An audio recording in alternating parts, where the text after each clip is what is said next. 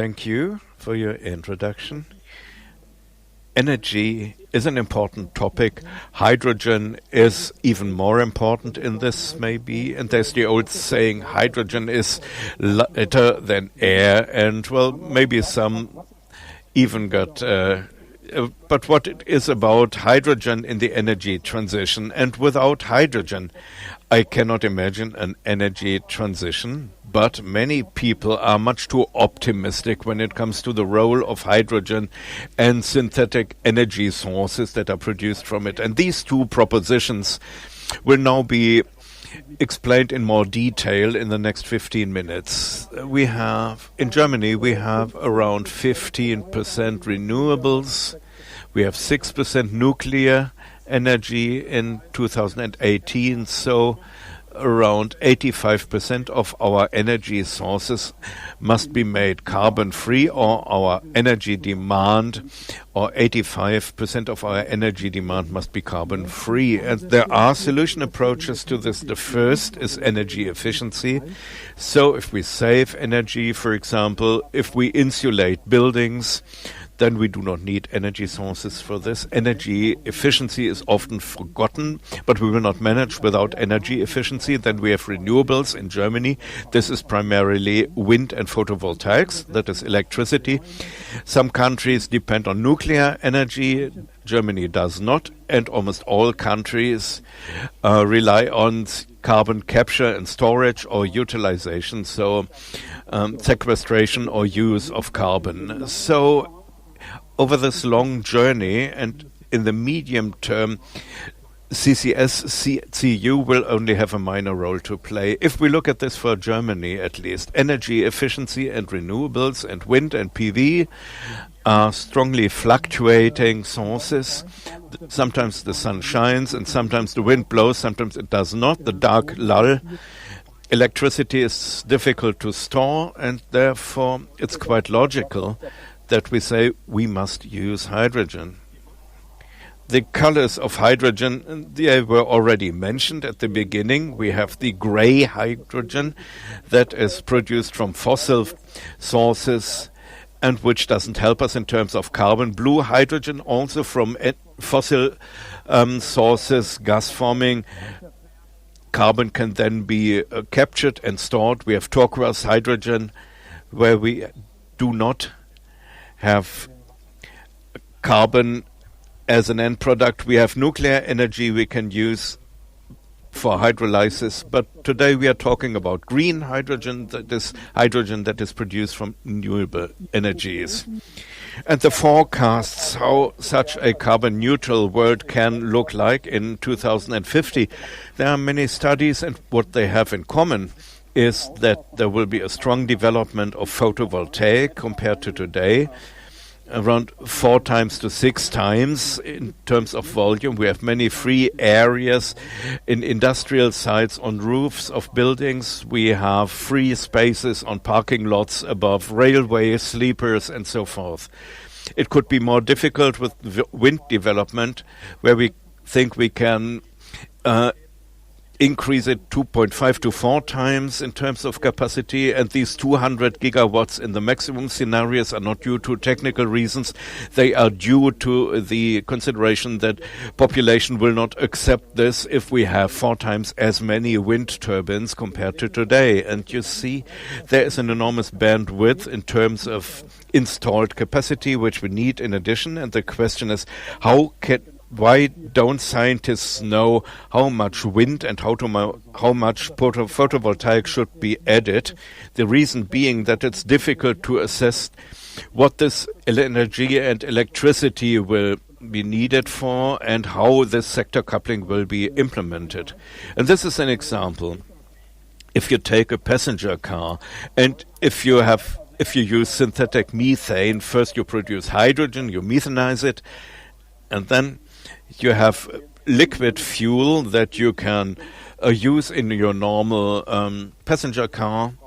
Then you need around 5 times as much electrical energy in order to produce this synthetic methane than compared to using an electric car. If you use hydrogen and a fuel cell in your car, you need only twice as much electricity from renewables, but this is also quite an enormous quantity. And if you look at space heating, if you use a heat pump, you need only 1/6 of the electrical energy you would need if you would heat using hydrogen. So you see the great differences, and this is the downside of hydrogen and synthetic fuels. You need 3, 4, 5, 6 times as much electricity from renewables in order to power these vehicles. And the problem is mainly the ramp up of the market. How much fast will I remove the fossil fuels? How fast can I introduce synthetic fuels? We heard about the billions of combustion engines. To retrofit them to electric engines and motors will be difficult. And I would say it will be even more difficult to retrofit this to hydrogen.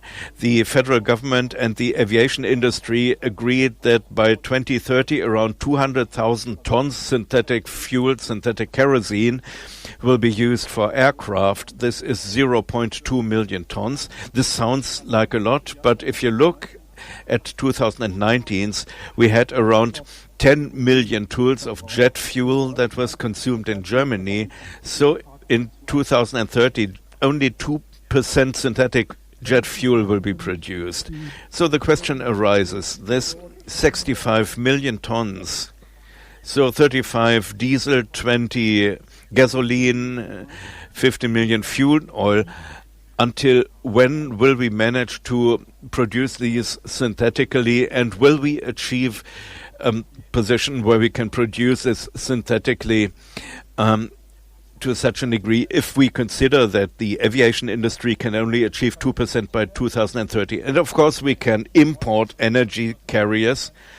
Today we import more than 70% of our energy sources. This is coal, mineral oil, natural gas and nuclear fuels, almost 100% that is imported. So in the future too, we will certainly have to import all this. This cannot be produced in Germany alone, but import, of course, has its issues.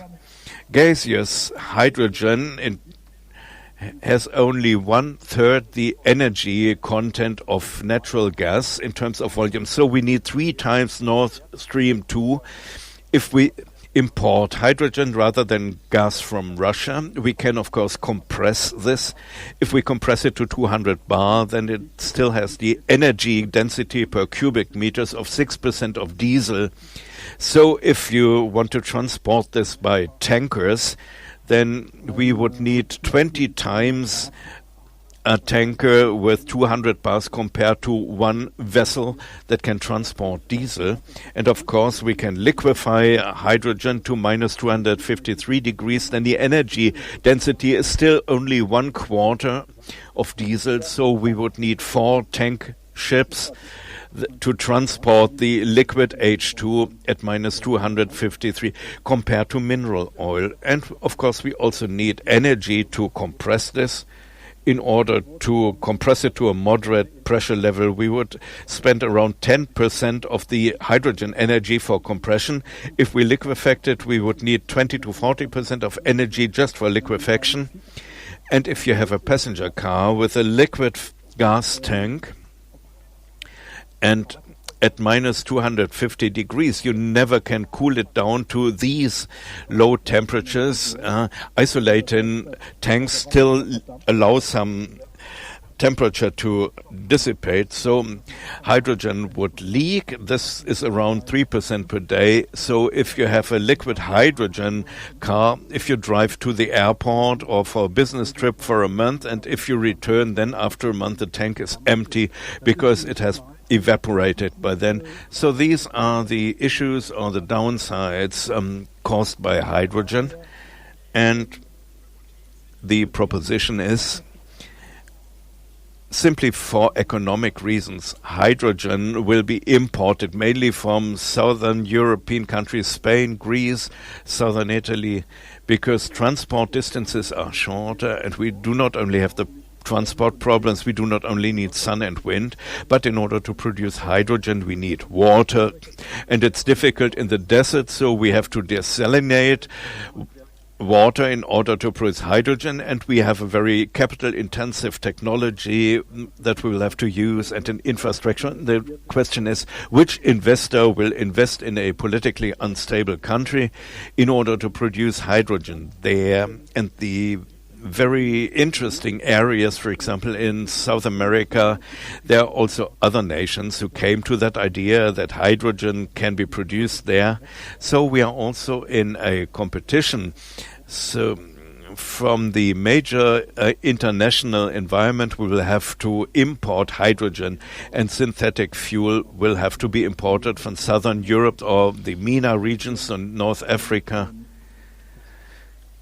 And this could be the future. And concluding, we will need hydrogen. It will not work without hydrogen, but in the short and medium term, hydrogen will be used or needed primarily for the industry, for the chemically, for the steel-making industry. It's clear that we will need it for this. We will also need it for our heavy goods, transport, for aviation, and for shipping. In the medium term, these are the areas where we will use hydrogen, and whether at a later point in time there will be sufficient hydrogen or synthetic fuel for private cars and for domestic heating or for power generation. The future will show this, and whether it's economically feasible to use hydrogen for this, or whether alternatives, for example, battery electric or heat pumps, are economically more efficient and prevail in the longer run. I hope that this short summary convinced you we will need hydrogen, but not in the form as is often told. So people say, continue driving your diesel car because you will be able to use synthetic hydrogen, or buy a new oil heating because you can also use hydrogen for this. This is not true. This is an attempt to avoid the structural change. But we will need hydrogen for industry and for heavy goods industry. And if you are of a different opinion, I look forward to the discussion with you. Thank you very much.